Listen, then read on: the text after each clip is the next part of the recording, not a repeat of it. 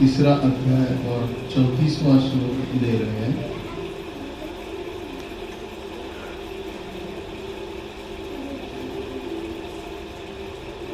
अनंत्या भक्त रूपेण येन दमकिलं तमं चिदि चिक्षुति युक्ताय तस्मै भगवते नमः। अनुवाद और तात्पर्य श्रील प्रभुपाद द्वारा। श्रील प्रभुपाद की मैं उन परब्रह्म को नमस्कार करता हूँ जिन्होंने अपने अनंत अव्यक्त रूप को विराट जगत के रूप में ब्रह्मांड की समग्रता में विस्तार दिया है। उनमें बहिरंगा शक्ति तथा अंतरंगा शक्ति और समस्त जीवों से संबंधित मिश्रित तटस्थ शक्ति पाई जाती है। तात्पर्य, भगवान अनंत शक्तियों से युक्त है। परस्य शक्ति श्रूयते, जिन्हें बहिरंगा, अंतरंगा तथा तटस्थ के रूप में संक्षेप में बताया जाता है। बहिरंगा शक्ति से वह भौतिक जगत प्रकट होता है। अंतरंगा शक्ति से आध्यात्मिक जगत और तटस्थ शक्ति से सारे जीव प्रकट होते हैं।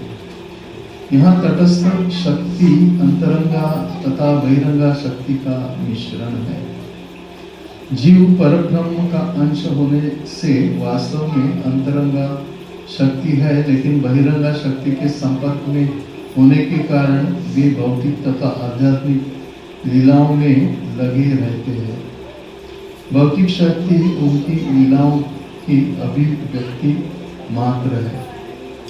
ओम ज्ञानतिमिरन्धस्य ज्ञानाञ्जनशलाकया चक्षुरुन्मीलितं येन तस्मै श्रीगुरवे नमः। श्रीचैतन्यमनोभीष्टं स्थापितं येन भूतले स्वयं रूपा तदामयं ददाति स्वपदान्तिकं। वन्देऽहं श्रीगुरुं श्रीयुतापदकमलं श्रीगुरु वैष्णवांश्च श्रीरूपां साग्रजातां सहगणा रघुनाथान्वितं तं सजीवं साद्वैतं सावधूतं हरिजनासहितं कृष्णचैतन्यदेवं श्रीराधा कृष्णपादान् सहगणा ललिता श्रीविशाखान्वितांश्च। नमो विष्णुपादाय कृष्णपृष्ठाय भूतले श्रीमते भक्तिवेदान्त स्वामिनिति नामिने। नमस्ते सरस्वती देवी गौरवाणी प्रचारिणे निर्विशेष शून्यवादी पाश्चात्यदेशधारिणे।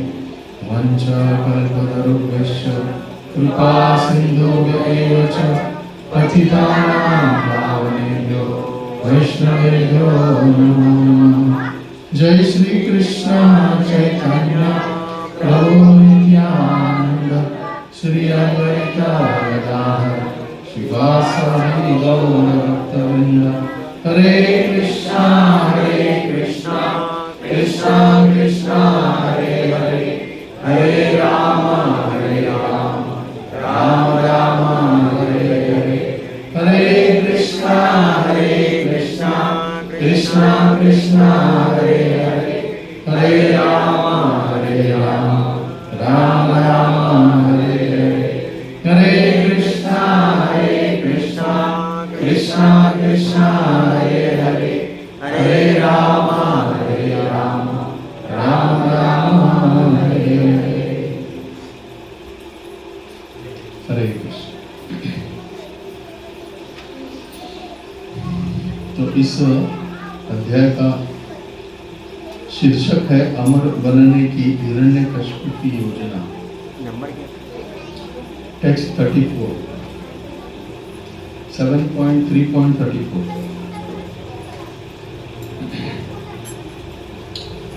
तो भगवान गीता में कहते हैं कि अहम ही सर्वस्य प्रभो मत सर्व प्रभु भजन तेन बुधा भाव समन्वय। तो मैं ही सबका प्रभु हूँ और सभी चीजें जो है मुझसे ही उत्पन्न होती। और ऐसे जो भी व्यक्ति इस चीज को जानता है वो क्या होता है, मेरी प्रेममय भक्ति करता है, ऐसे करके कहा। तो इसमें हम देखते हैं कि भगवान की जो 3 शक्तियां हैं उसके बारे में बताया। भगवान की पहली शक्ति जो है वो अंतरंगा शक्ति है, जिससे जो है भगवान का आध्यात्मिक जगत, हाँ, जो भगवान ने निर्माण किया है, जिधर जो है जीव क्या है, उधर जो जीव है वो हमेशा आनंदित रहता है, वो कृष्ण के संपर्क में रहता है और वो जीव जो है निरंतर भगवान को ध्यान करते रहता है। उसके मन में भगवान के अलावा अतिरिक्त और कुछ भी चीज का स्मरण नहीं होता, सिर्फ वो भगवान भगवान और भगवान। तो ऐसी अवस्था जो है वो क्या है, जीव की सबसे शुद्ध अवस्था है, जिधर वो जो है जीव भगवान का एक अंश होने के नाते, और अंश तो है ही, लेकिन वो जो है हमेशा भगवान के संपर्क में है, भगवान से, भगवान की लीलाओं में वो जो है भाग लेता है, हाँ? और भगवान को क्या करता है, भगवान को आनंद देने में कार्य करता है, हमेशा भगवान को आनंद कैसे दिया जाए उसके बारे में सोचता है। और ऐसे जगत में एक उसकी विशेषता ये है कि जीव जो है वो अपने बारे में कम सोचता है, अपने बारे में सोचता ही नहीं। वो जो है वो किसके बारे में सोचता है, दूसरों के बारे में सोचता है, अन्य भक्तों के बारे में सोचता है, और अन्य भक्तों को कैसे आनंद दिया जाए वही उसका ध्यान रहता है। इसके लिए देखते हैं कि हर कोई व्यक्ति जो है वो हर किसी अन्य व्यक्ति का सुनता है, हा? जैसे कृष्ण को जो है माँ डांटती है तो उनकी डांट को वो स्वीकारते हैं। किसी ने उनको चोर कहा, चोरी करते हो चोर कहा, हाँ, तो वो चोरी का जो ब्लेम है वो भी उसको स्वीकारते हैं। ऐसा क्यों करते हैं, हर कार्य करते हैं, लेकिन ऐसा करते वक्त उसमें जो है उनको इसमें आनंद है कि किसी और व्यक्ति को मुझे चोर संबंधित ऐसा संबोधित करते हुए आनंद आता है, तो उसको मैं स्वीकार करता हूँ, हाँ, उसको मैं स्वीकार करने के लिए तैयार हूँ। तो इसके लिए हमेशा दूसरों को आनंद देना यही कार्य चालू रहता है, उसमें अहंकार की भावना नहीं होती। भौतिक जगत में अगर कोई हमको कुछ कहे तो क्या होता है, हम उसको प्रत्युत्तर देते हैं, तो नहीं नहीं मैं तो ऐसा नहीं हूँ, मैं तो बहुत ही सज्जन हूँ या जो भी है, हाँ। लेकिन आध्यात्मिक जगत में जो भगवान की अंतरंगा शक्ति है, जो भगवान का जो निर्मिति है, जो भगवान कह रहे हैं उसका निर्मिति जो है वो 75% निर्मिति जो है वो भगवान का अंतरंगा शक्ति है। और इस शक्ति को जो है आध्यात्मिक जगत कहते हैं, जिसमें हर जीव जो है पूर्ण रूप से आनंदित है, और हर दिन जो है, हर क्षण जो है वो क्या होता है, आनंद की अनुभूति करता है, देने से, कुछ चीज देने से। जैसे हम किसी को कुछ चीज देते हैं तो भले हमारे हाथ से वो चीज निकल गई, लेकिन वो देने का आनंद हमको प्राप्त होता है ना, वो चीज देने का आनंद प्राप्त। तो इसके लिए पहले के जमाने में लोग जो है वो क्या करते थे, दान बहुत देते थे, हाँ, हर चीज जो है वो दान में देते थे। तो दान में देते वक्त ऐसा करके प्रभुपाद कहते कि ब्राह्मण जो है, ब्राह्मण ने अपने पास कुछ भी नहीं रखना चाहिए, हर चीज जो है वो दूसरों को दान देना चाहिए।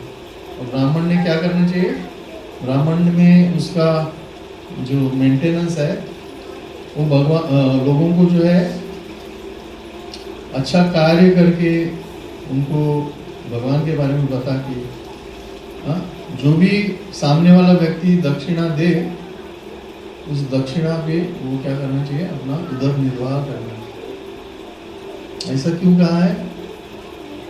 क्योंकि जब भी हम कुछ जमा करने की सोचते हैं तो क्या होता है, हमारा ये बढ़ता है, ज़्यादा ग्रीड बढ़ता है ना? और हम और ज़्यादा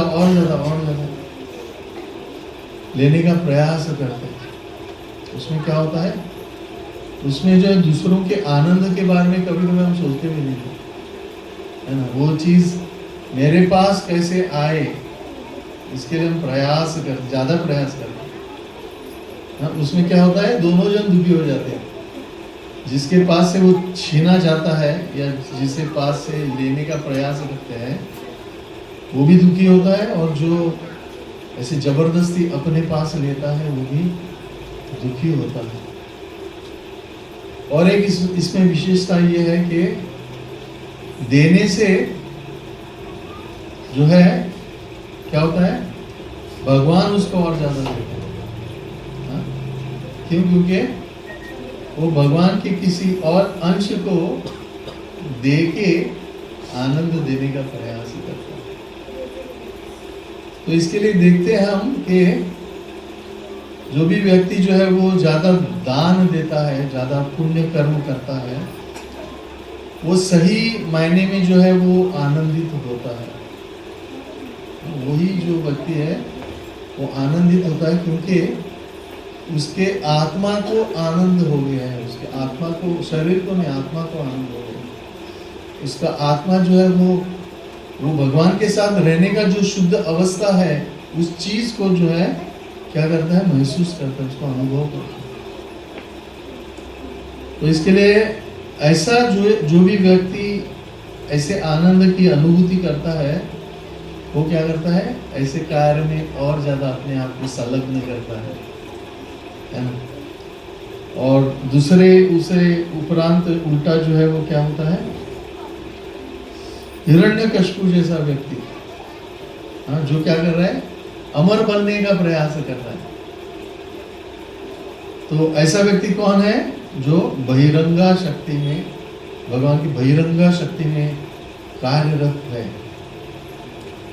तो ऐसे बहिरंगा शक्ति में जो व्यक्ति है वो भौतिक जगत कहलाता है। जिस भौतिक जगत में वो जो है उसको भेजा जाता है, और फिर वो भौतिक जगत में क्या चीज करने का प्रयास करता है, वो हमेशा आनंद ढूंढने का प्रयास करता है।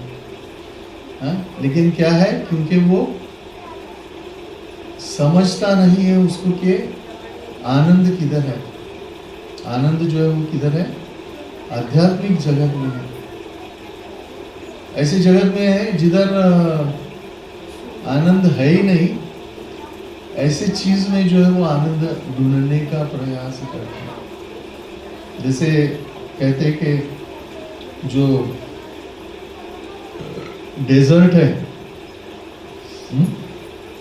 वो डेजर्ट में दूर से अगर देखे, दूर नजर डाले तो क्या होता है, समुंदर जैसा दिखता है। लेकिन हम क्या करेंगे, वो घूमने को पास जाएंगे तो वो वैसा ही दिखेगा अपने को। हमें जो है वो समुंदर नहीं मिलेगा, लेकिन हमको हमेशा ये दिखेगा कि आगे और जाएंगे तो समुंदर मिलेगा कर। तो उसी तरह से भौतिक जगत में जो भी व्यक्ति आनंद लेने का प्रयास करता है, वो क्या करता है, ऐसे ही जैसे डेजर्ट में कोई व्यक्ति जो है समुद्र की खोज में है, उसको ढूंढते रहता है, आगे आगे जाते रहता है, और अंत में क्या होता है, उसको वो चीज जो है वो हासिल होती ही नहीं। तो बहुत बार मनुष्य जो है भौतिक जगत में जन्म लेता है और अपना जीवन बिताता है, लेकिन जैसे बूढ़ा होता है तो कभी कभी उसके मन में ये ख्याल आता है कि क्या मेरा जीवन का लक्ष्य क्या था, क्या होना चाहिए था, मेरा जीवन क्यों था, भगवान ने मुझे इस भौतिक जगत में क्यों भेजा। क्योंकि उसको जो है ये भगवान का आध्यात्मिक जगत के बारे में मालूम नहीं है, और वो जो है भौतिक जगत में ही आनंद खोजने का प्रयास कर रहा था। इसमें इतने दिन तक वो क्या हो गया, हमेशा दुखी ही था, कभी उसको सुख ऐसा कुछ मिला नहीं। भौतिक जगत में जो भी सुख होता है वो सुख क्या है, कुछ क्षण जो है आपको आनंद की अनुभूति देता है ना। थोड़ा समय के लिए जो है वो आपको आनंद देता है, और क्या है बाद में वो समय निकल जाने के बाद वापस आदमी जो है वो दुखी हो जाता है। तो ऐसा भौतिक जगत है जिधर जो है जीव जो है ऐसे चीज के पीछे पड़ा है जो उसको हासिल ही होने वाला नहीं है, हा? उसको जो है कभी भी हासिल नहीं होगा, जो आध्यात्मिक आनंद है वो हासिल नहीं होगा उसको। तो ऐसे शास्त्र में बताया जाता है कि भौतिक जगत में जो व्यक्ति जीता है या जो भी धन वगैरह जो इकट्ठा करता है, तो ऐसे वो करता है कि जैसे वो जो है अमर है, वो मरने वाला नहीं है, या उसको ये सब चीज जो है उधर छोड़ के जाना है, लेकिन उसको लगता है कि ये चीज जो है वो अंत तक मुझे मेरे काम में आएगी। लेकिन क्या है, व्यक्ति को जो है समय आने पर सब चीज जो है इधर ही छोड़ के जाना पड़ता है। कोई भी चीज व्यक्ति जो है वो लेके नहीं जा सकता सिवाय उसके कर्म। कर्म जो है उसके कर्म ही उसके साथ जाते हैं।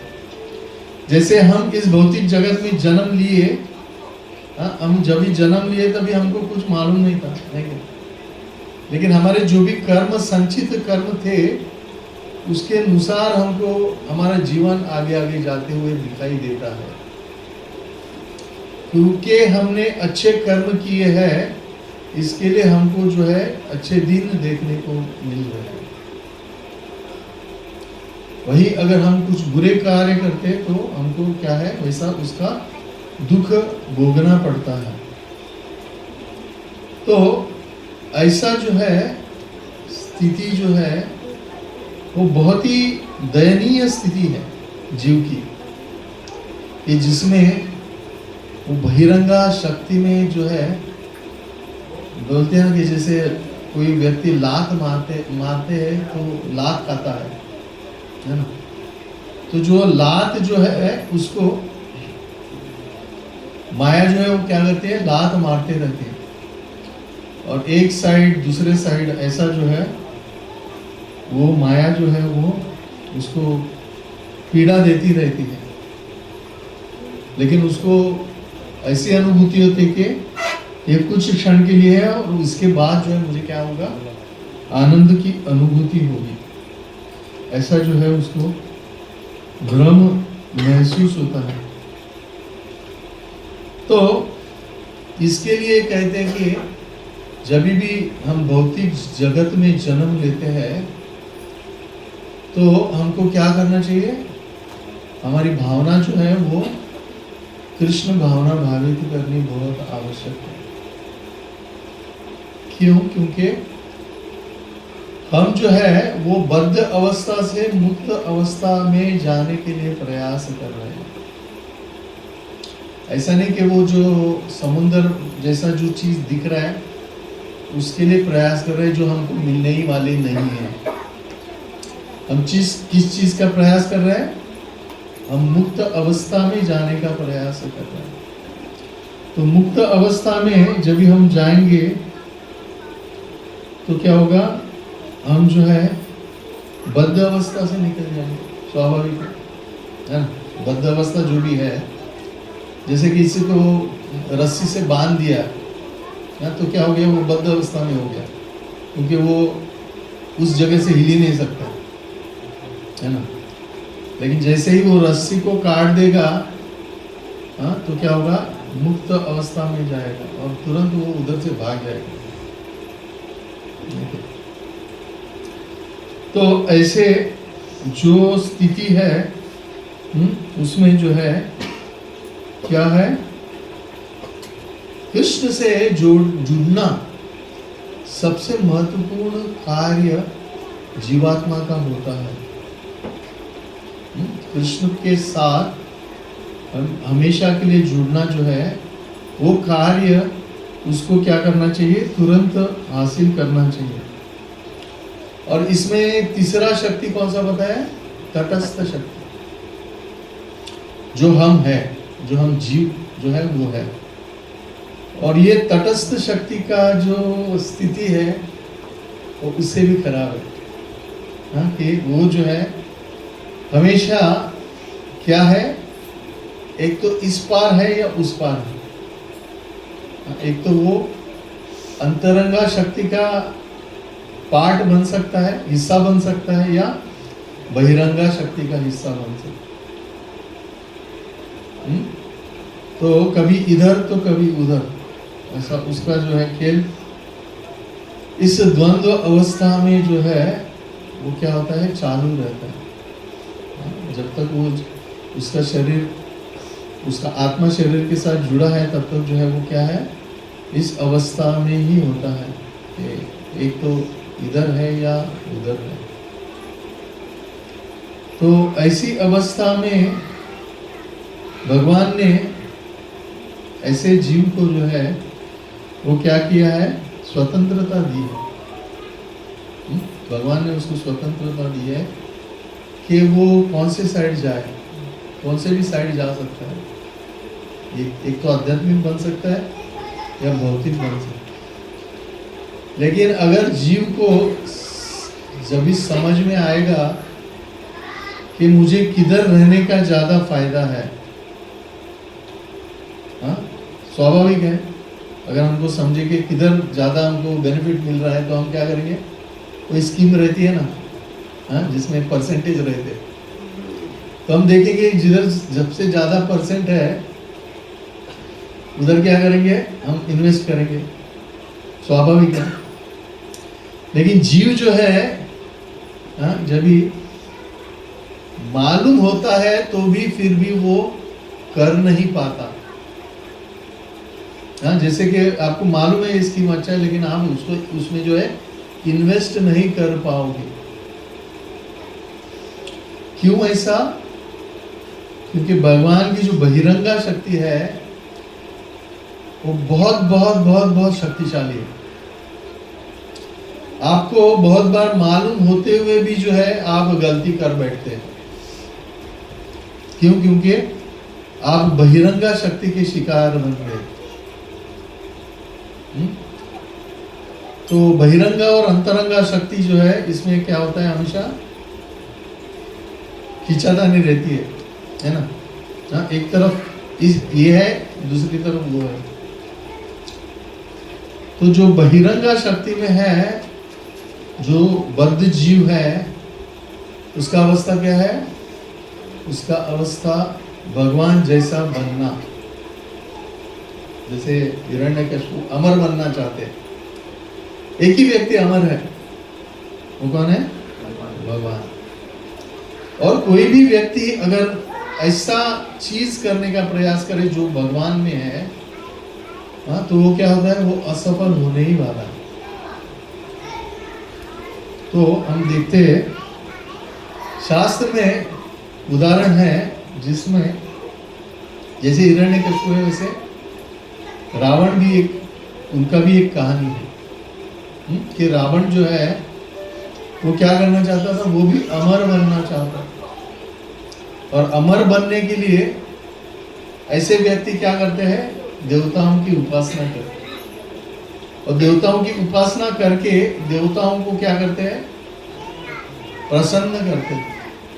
और देवता क्या करते हैं, उनको वरदान भी दे देते हैं। और वरदान जो देते हैं उसका क्या करते हैं फिर? गलत इस्तेमाल, दुरुपयोग करते हैं। किसके खिलाफ? भगवान के खिलाफ ही। जिसके पास से मिला है उसके खिलाफ ही कार्य करते हैं।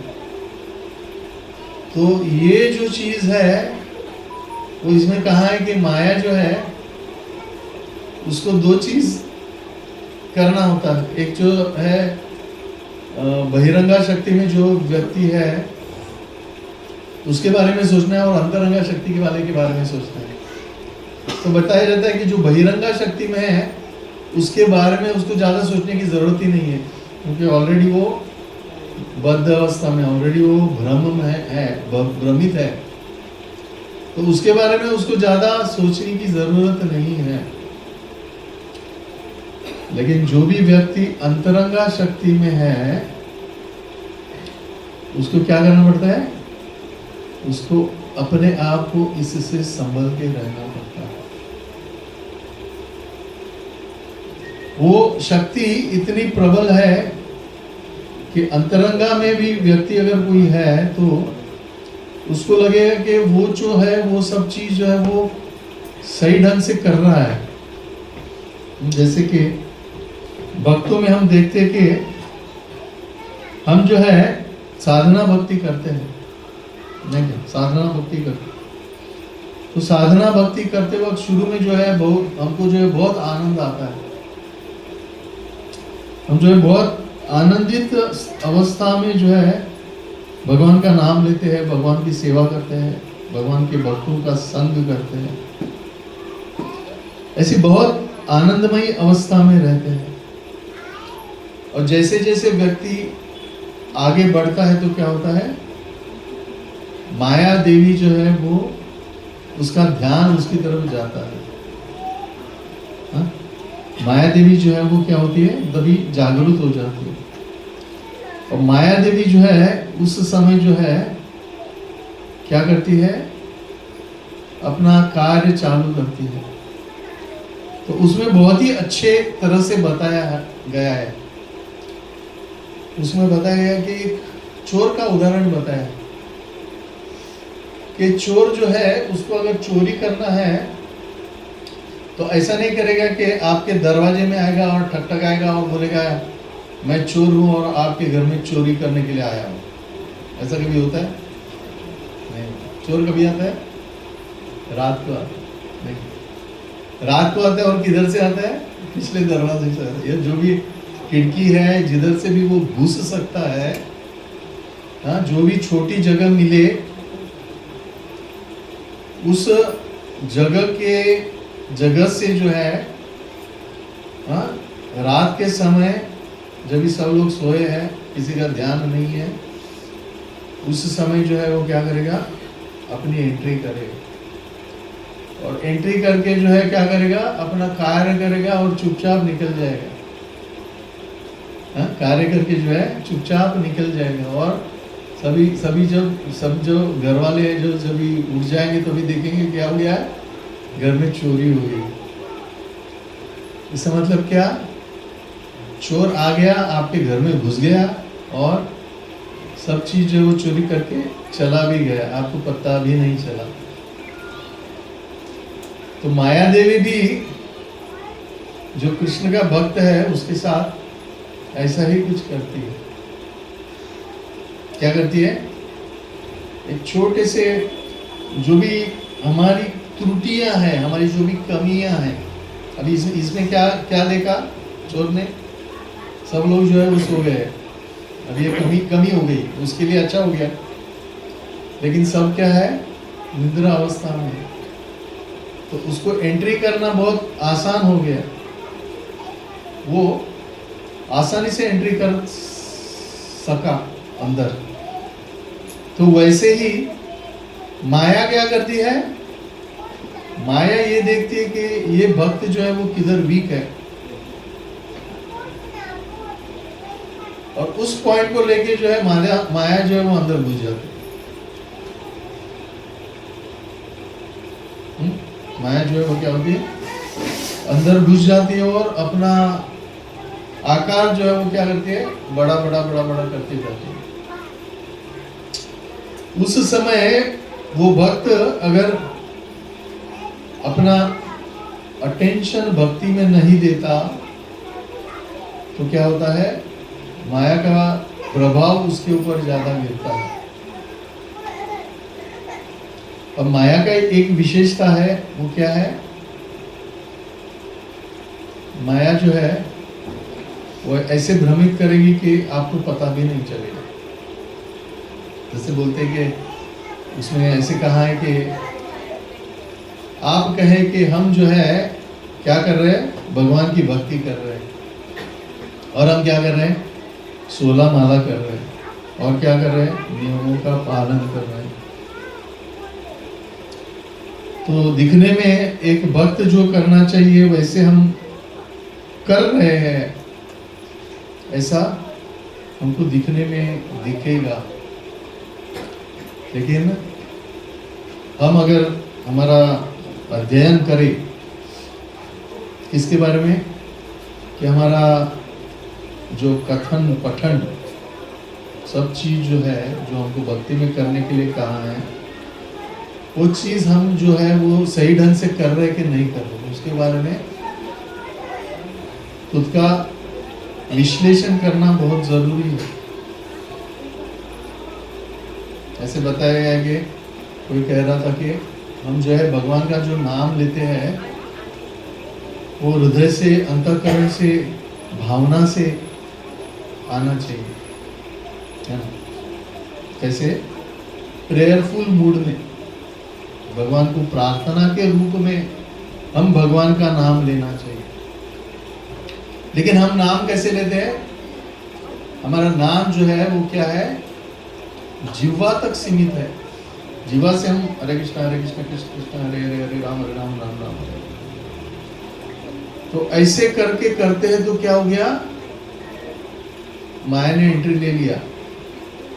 समझ रहे आप, माया ने एंट्री लिया कि आपको लग रहा है कि आप कर रहे हैं, लेकिन आप वो चीज जो चाहिए वो चीज नहीं कर रहे। समझ रहे, तो ऐसे बाकी की चीजों में भी जो है माया वैसे ही एंटर करेगी। तो माया क्या देखती है, आप किधर वीक है, और उसको लेके जो है, जैसे मालूम है पानी जो है, पानी कैसे बहता है, पानी को छोटा सा भी अगर जगह मिले तो पहले उधर घुस जाता है, नहीं क्या, है ना। पानी का जो प्रवाह है, बाद में वो बड़ा बड़ा बड़ा होते जाता है। तो भगवान का ये जो बहिरंगा शक्ति है जो इतना प्रबल है, उसको समझना बहुत ही मुश्किल है। लेकिन हम उसको हमारे जीवन में हमेशा जांचना जरूरी है कि हम जो है क्या कर रहे हैं, इसको एंट्री दे रहे कि नहीं दे रहे, यानी एंट्री दे रहे कि उसको जो रोक रहे हैं। तो ऐसे जब भी सतर्क रहेंगे तभी क्या होगा, माया से बच जाएंगे। और सतर्क होने के लिए हमको जो है भक्तों के संग की अब बहुत जरूरत होती है। ऐसे भक्तों के संग जो आपको अपनी कमियां दिखाए, उसके बारे में बताए। हाँ, ऐसे भक्तों की संग में क्या होगा, हमारी प्रगति होगी। जैसे बोलते कि हमारा सबसे अच्छा दोस्त कौन है, हाँ, जो हमारा गलतियां देखता है, इन्हें जो गलतियां देखने के लिए नहीं बताता है कि तुमने ये गलती किया है, हाँ, वो किसके लिए, हमको सुधारने के लिए कह रहा है। तो हमको जो है सुधारने के लिए अगर कोई व्यक्ति कुछ कह रहा है तो हमको जो है क्या होना चाहिए, उसको धन्यवाद देना चाहिए। क्योंकि वो माया का एंट्री जो है वो रिस्ट्रिक्ट कर रहा है। मेरे अंदर जो माया घुस जाएगी उसको जो है वो प्रतिबंधक कार्य कर रहा है। रोकने का कार्य कर रहा है। तो इसके लिए कहते हैं कि हर एक व्यक्ति को इसके लिए गुरु की आवश्यकता है। जो गुरु जो है वो क्या करते हैं, गुरु जो है वो आपके साथ जो है आपको मार्गदर्शन करेंगे। आपको जो है आपकी अगर कुछ गलतियां हैं तो उनको बताएंगे और आप क्या करने से जो है इससे बच सकते हैं उसके बारे में बताएंगे। लेकिन हम अगर उस समय में उनकी बातों को सुनने के लिए अगर उत्साहित नहीं है, हाँ, तो क्या होगा, हमें उनके कहने का लाभ प्राप्त नहीं होगा। जैसे एक स्कूल का टीचर होता है, टीचर जो है वो डांटता है, लेकिन बच्चा जो है वो बोलता है नहीं नहीं मैं ही सही था। ऐसा बोलेगा तो वो बच्चा कभी भी सीख नहीं पाएगा।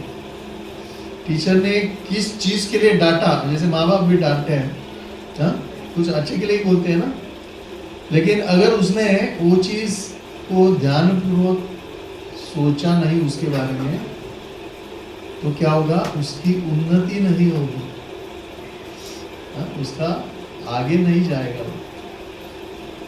तो उसी तरह से उपदेशांतिते ज्ञानम ज्ञानेन तत्वदर्शिना, ऐसे करके कहा है। जो तत्वदर्शी, तत्वदर्शी यानी क्या, जिसने एब्सोल्यूट ट्रूथ देखा है, जिसने भगवान क्या है इसके बारे में जाना है और जो भगवान की अनुभूति कर रहा है, ऐसा व्यक्ति जो है वो क्या करेगा, आपको उपदेश देगा, आपको ज्ञान देगा, जिससे आप माया से बच जाओगे। अन्यथा हम जो है क्या है, दिखने में भक्त है लेकिन माया से प्रभावित है। ऐसा नहीं होना चाहिए। तो ऐसे ही रावण के बारे में मैं कह रहा था कि रावण ने भी ऐसे ही प्रवेश किया। कैसे किया रावण ने प्रवेश? रावण ने जो है मरीचिका जो है साथ लेके, हाँ, जैसे राम लक्ष्मण सीता ये जो है अरण्य में थे, वन में थे, और उधर वन में जो है अलग अलग पशु पक्षी इनके साथ अपना गुजारा कर रहे थे। तो उसमें जो है उन्होंने देखा कि क्या हो गया, एक सोने का हिरण आ गया होगा। वैसे तो वन में ऐसा सोने का हिरण, हाँ, कभी किसी ने देखा ही नहीं है, नहीं क्या? तो उसको देख के क्या हो गया, सीता को बहुत आकर्षण हो गया। अरे ये कितना अच्छा हिरण है ना? हाँ, हम क्या करेंगे इसको, राम को क्या कहा उन्होंने, सीता ने, हम इसको अयोध्या लेके जाएंगे। तो ऐसे जो कहते हैं ना कि आध्यात्मिक जगत में जब भी ऐसा एल्यूरमेंट रहता है, जैसे ऐसा कोई चीज जो हमको आकर्षित करे और हमको मोहित करे, ऐसी अगर चीज है तो उससे बच के रहना चाहिए। हाँ, उससे बच के रहना चाहिए। क्यों? क्योंकि ये माया का एक खेल हो सकता है। तो रावण ने जो है मरीचि का साथ लेके उसको क्या बना दिया, सोने का हिरण बना दिया। और उस हिरण को देख के सीता मैया जो है उसको क्या हो गया, उसको मोह हो गया उसके बारे में। और उन्होंने जो है क्या किया, राम से विनती की कि हमको जो है वो ये हिरण, मुझे जो है वो ये हिरण चाहिए। और राम जो है वो क्या किए, उनकी इच्छा पूर्ण करने के लिए वो हिरण के पीछे गए और लक्ष्मण को ये बताया कि आप क्या करो, सीता के ऊपर ध्यान दो, सीता का रक्षा करो। लेकिन देखो माया ने कैसे कैसे, आगे हम जाते हैं तो कैसे कैसे खेल होके जो है सीता हाथ से निकल गए। बाद में क्या हो गया, बाद में जो मरीचि जो है वो राम जो है वो यानी वो हरण जो है वो राक्षस का रूप लिया और राम राम राम करके जो है वो चिल्लाने लगा। तो सीता डर गई, राम को क्या हो गया। तो उन्होंने क्या किया, लक्ष्मण को भेज दिया ढूंढने के लिए, राम की स्थिति देखने के लिए। और लक्ष्मण ने क्या किया, लक्ष्मण को भी मालूम था, उसने अपना लक्ष्मण रेखा उसके अंदर सीता को रहने को कहा। और सीता उसमें थी भी। और लक्ष्मण जो है वो राम को ढूंढने के लिए गए। और उधर क्या हो गया,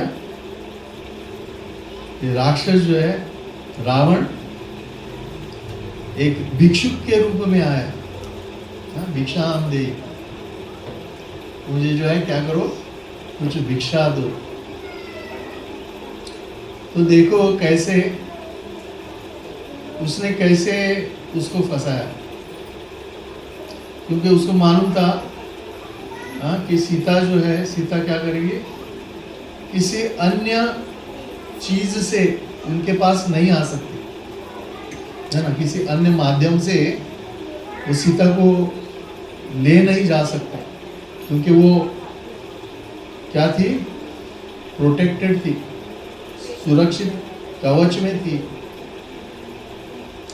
लेकिन उसने उससे जो है उसको निकाल कैसे दिया, एक अलग रूप धारण करके, कि जिसको सीता कभी ना नहीं कह सकती। ये क्या हो गया, वीक पॉइंट हो गया है ना, ये वीक पॉइंट हो गया। कि कोई भी व्यक्ति का अच्छापन है तो उसका वीक पॉइंट है। तो किसी का अगर अच्छापन है तो क्या होता है, सामने वाला उसका बहुत बार होता है नहीं, बहुत बार उसका क्या होता है, अनड्यू एडवांटेज लेता है। तो ऐसा अनड्यू एडवांटेज जो है वो क्या है, रावण का प्रतिनिधित्व है। कि किसी व्यक्ति जो है वो अगर किस चीज में कमजोर है और उस चीज को, कमजोरी को, उसकी कमजोरी को जो है लेके उसको जो एक्सप्लॉइट करेगा, तो वो एक रावण का कार्य करता है।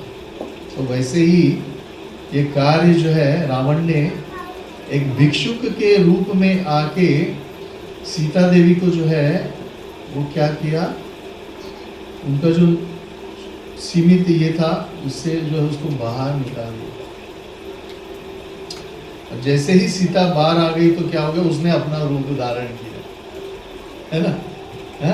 अपना क्या किया, राक्षस का रूप धारण किया। राक्षस का रूप धारण करके क्या किया, सीता हरण कर दिया, सीता हरण कर दिया। तो ऐसे जो है बहिरंगा शक्ति जो है कार्य करती है।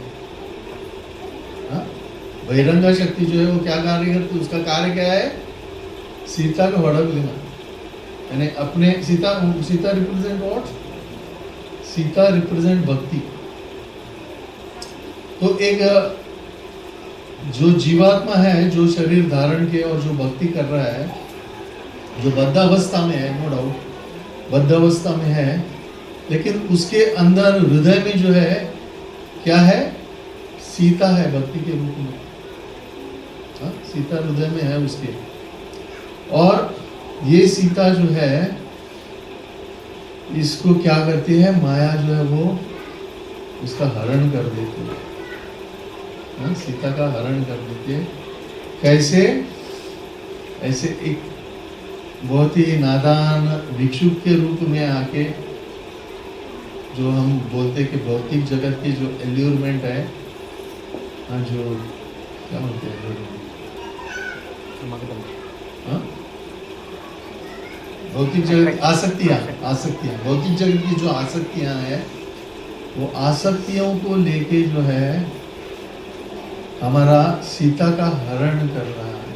हमारे अंदर जो भक्ति है, हमारे अंदर जो भगवान के प्रति प्रेम है, हमारे भगवान के प्रति जो नम्र भाव है, प्रेम में भक्ति करना चाहते हैं, उस चीज को जो है वो क्या करती है, हरण करके लेके जाती है।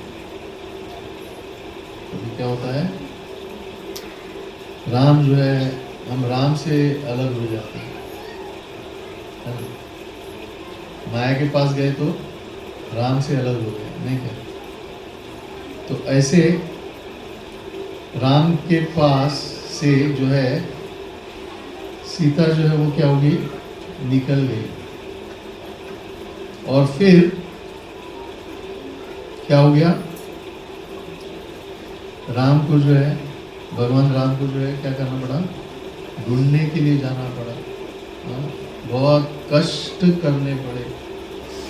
तो जो भी चीज हमारे पास होती है, हाँ, उसको क्या करना चाहिए, हमको बहुत ही संभल के रखना चाहिए। जो भगवान ने अभी हमको जो भी चीज दी है उसको बहुत ही संभल के रखना चाहिए। हमारी जो भी भक्ति है उसको बहुत, उसका पालन पोषण जो है वो बहुत ही संभल के करना चाहिए। और अगर ये हमारे हाथ से निकल जाती है तो क्या होता है, बहुत परिश्रम करना पड़ता है उसको वापस लाने के लिए। और उसको वापस लाने के लिए न जाने कितने जन्म लेने पड़ेंगे, उसका कुछ हिसाब ही नहीं है। तो प्रभुपाद इसके लिए क्या कहते हैं, we have to strive to go to spiritual world in this lifetime. Prabhupada कहते हैं कि हमको दूसरा चांस नहीं लेना है, हमको इसी जन्म के अंत में भगवान के धाम में जाना है। दूसरा चांस लेने को अगर थोड़ा भी चांस देंगे तो माया देवी रुकी है, नहीं क्या? माया देवी जो है वो रुक के जो है राह ही देख रही है कि कैसे मैं इसको अपने पास ले लूं। तो उसमें और एक अच्छी चीज कही है कि रावण की जो बद्ध अवस्था जैसी जो स्थिति थी, उसमें ऐसा नहीं कि भगवान ने उसको मुक्त होने के लिए सहायता नहीं किया, ऐसा भी नहीं हुआ। कैसे? वो ऐसे कि भगवान देखो, भगवान जो है वो हर जीव का क्या चाहते हैं, भला चाहते हैं। भगवान जो है वो ये सोचते कि हर जीव जो है वो वापस मेरे पास आए। हाँ? लेकिन अगर व्यक्ति अगर भगवान के खिलाफ जाए तो भगवान भी उसको मदद नहीं कर सकते, लेकिन भगवान उसको सहायता करते हैं। वो कैसे? रावण के ही उदाहरण से हम समझ सकते हैं कि रावण को जो है, जो ऐसा गलत कार्य कर रहा था, तो उस समय जो है उसकी पत्नी मंदोदरी, हाँ, उसने भी उनको क्या किया था, बोला था, कहा था कि ये आप सब ऐसा चीज मत करो। उनके भाई विभीषण, हाँ, विभीषण तो राम भक्त थे, है ना? तो विभीषण ने भी राम के बारे में, राम का जो महिमा है उसके बारे में रावण को बहुत कुछ कहा,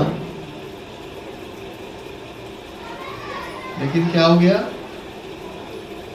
हाँ, ऐसे अवस्था में जिधर आदमी जो है वो नियंत्रण चाहता है, अमर बनना चाहता है या भगवान की पोजीशन लेना चाहता है, उस समय जो है उसको जो भी व्यक्ति उसको कुछ सलाह देता है तो वो सलाह जो है उसके दिमाग में नहीं जाती, उसको समझ में नहीं आता।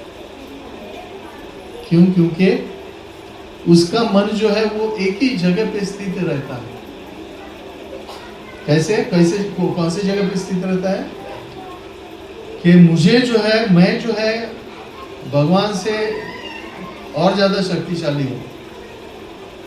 ऐसा माया देवी जो है उसको ऐसी स्थिति में डालता है कि उसको उसकी ऐसी अनुभूति होने लगती है कि वो जो है वो भगवान से भी ज्यादा शक्तिशाली है।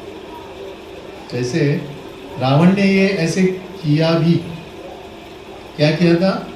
रावण ने जो है ब्रह्मा जी का, जैसे मैंने कहा, ब्रह्मा जी का पूजा करके ब्रह्मा को प्रसन्न करके ब्रह्मा से वरदान लिया था। उसके कितने सर थे? 10, नहीं क्या? तो उसके जो 10 सर थे, तो 10 सर जो है उसको कभी भी कोई मार नहीं सकता, ऐसा वरदान दिया था उसने। और जब राम और रावण का युद्ध हुआ, उस समय क्या हुआ? राम के पास 2 ही शस्त्र थे, एक धनुष्य बाण और एक धनुष्य, ना? और रावण के पास क्या था? रावण के पास न जाने कितने अलग अलग शस्त्र थे, जो अनेक देवताओं से उसको वरदान मिले थे। और हर शस्त्र का उसने राम के खिलाफ क्या किया? प्रयोग किया, राम को मारने के लिए। लेकिन भगवान जो है सिर्फ 2 शस्त्र से क्या किए? रावण को मार रहे थे। रावण क्या कर रहा था? बड़े बड़े पत्थर फेंक रहा था, है? और न जाने झाड़ जो है पूरा उसको जड़ से सेपरेट करके जो है उसको फेंकता था, क्योंकि वो राक्षसी था, बड़े बड़े कार्य करता था। लेकिन राम जो है वो क्या किए? सिर्फ अपने बाण से ही उसको क्या किए? पराजित करने का प्रयास, पराजित किए। तो ऐसे बताया जाता है कि जो व्यक्ति बहुत शक्तिशाली होता है, ऐसे जैसे जिसमें रावण के गुण हो, तो क्या होता है? वो अपने शक्ति का प्रयास करता है और उसमें ऐसे लगता है कि उसका शक्ति जो है वो भगवान की शक्ति से भी ज़्यादा पावरफुल है, शक्तिशाली है, ऐसे दिखने को लगता है। हाँ, लेकिन अंत में क्या होता है? जीत तो राम की ही होती है। हाँ? जीत तो राम की ही होती है। इसके लिए हम सनातन धर्म के बारे में भी अगर बोले, कहे, तो हमारे सनातन धर्म में भी जो है बहुत बार अटैक हुए, बहुत बार सामने वाले व्यक्ति बहुत शक्तिशाली है ऐसे दिखे, लेकिन सनातन धर्म जो है वो क्या है? फिर भी टिक गया। क्यों? क्योंकि सनातन धर्म में राम है, कृष्ण है ना? भगवान ने ये जो निर्मित किया हुआ ये धर्म है, तो वो जो है वो क्या है? उसका कभी भी नाश नहीं होगा। वो दिखने में कम दिखेगा, लेकिन एक समय ऐसे आएगा जैसे जब भी क्या होगा? सामने वाली पार्टी जो वो पूर्ण रूप से नष्ट हो जाएगा। जैसे कुरुक्षेत्र के युद्ध में हुआ, देखिए, कुरुक्षेत्र के युद्ध में कौरवों की सेना ज्यादा थी पांडवों की सेना से, लेकिन फिर भी जो है जीत किसकी हुई? जिसके पक्ष में भगवान थे। तो कभी भी ऐसी परिस्थिति आए तो हमको किसका पक्ष लेना चाहिए? भगवान का। हाँ, क्योंकि भगवान के पक्ष में रहेंगे तो आपकी जीत निश्चित है, और भगवान के खिलाफ जाएंगे तो आपकी हार भी निश्चित है। तो ऐसे भगवान जब भी रावण को जब भी मार रहे थे, तो क्या कर रहे थे? उनके सर के ऊपर जो है बाण चला रहे थे, और उधर सर जो है वो गिर जाता, एक सर गिर जाता, और गिरने के बाद वापस आ जाता, क्योंकि उसको वो वरदान था। तो ऐसे भगवान मार रहे हैं और गिर रहा है और वापस आ रहा है, ऐसे बहुत समय तक चला। हाँ, तो क्या हो गया? भगवान क्या करते हैं? भगवान और एक चीज करते हैं कि अपने भक्त का जो है, भक्त ने जो भी वचन दिया है उसको मेंटेन करते हैं। तो ब्रह्मा जी ने रावण को जो वरदान दिया, हाँ, उसको छोड़ दिए भगवान। बोला ठीक है, आपको ये वर मिला है तो ठीक है। फिर बाद में क्या किया? राम ने उसके छाती पे जो है बाण चलाया। छाती पे बाण चलाने के बाद में क्या हो गया? रावण का मृत्यु हो गया। और रावण का मृत्यु होने के बाद जो है क्या हो गई? मंदोदरी जो है उधर भाग के आई, और भाग के आके जो है, स्वाभाविक है क्या हो गई, उसके छाती पे जाके जो है गिर पड़ी और रोने लगी। ऐसे रावण का जो है अंत हो गया।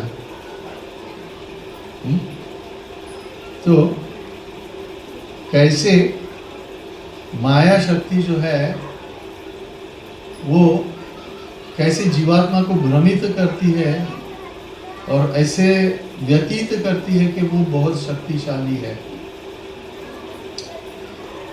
बड़े से बड़ा कार्य कर सकता है, बहुत जन को हरा सकता है, वगैरह वगैरह। हाँ? तो माया देवी जो है वो ऐसे बहुत सारे सामर्थ्य जो है वो ऐसे व्यक्ति को दे सकती है, लेकिन ये जगत का नियम है कि कोई भी चीज किसी के पास भी जो है वो अनंत काल तक नहीं रहता, कुछ समय के लिए होता है ना, कुछ समय के लिए होगा, आपके पास जो भी होगा कुछ समय के लिए होगा। अनंत काल तक जो है आपके पास एक ही चीज है, वो है आपकी भक्ति। हाँ? आपकी भक्ति जो है वो क्या है, भगवान कहते थे उसका कभी नाश नहीं होता। आपने इस जन्म में थोड़ा बहुत भक्ति किया है तो अगले जन्म में आप जैसे 12% आपने भक्ति किया है तो 12 के बाद आपका जो है क्या होगा, अगला जन्म में 12 के बाद आप चालू करेंगे, आप 25 तक जाएंगे, उसके बाद जो है 25 के बाद चालू होगा।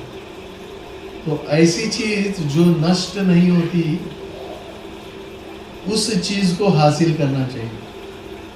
हाँ, हमको ऐसे चीज के पीछे लगना चाहिए जो हमसे कोई भी छीन नहीं सकता।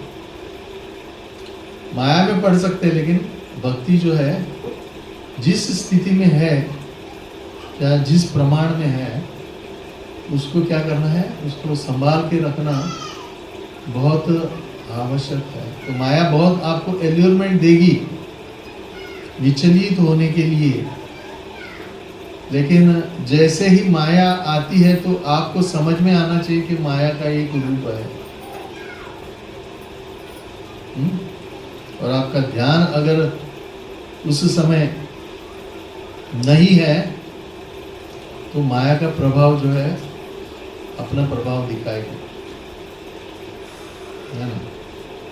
तो हिरण्यकश्यप, इसमें योजना लिखा है, बहुत ही अच्छा शब्द इस्तेमाल किया, वो योजना बना रहा है क्या, अमर होने का।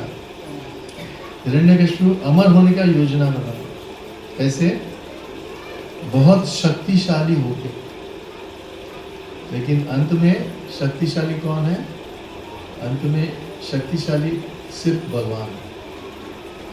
और जो भी भगवान के शक्ति के सामने उसको और शक्तिशाली होने का प्रयास करेगा उसका विनाश निश्चित है। हरे कृष्ण। श्रील प्रभुपाद की अनंत कोटि वैष्णव हरिनाम संकीर्तन।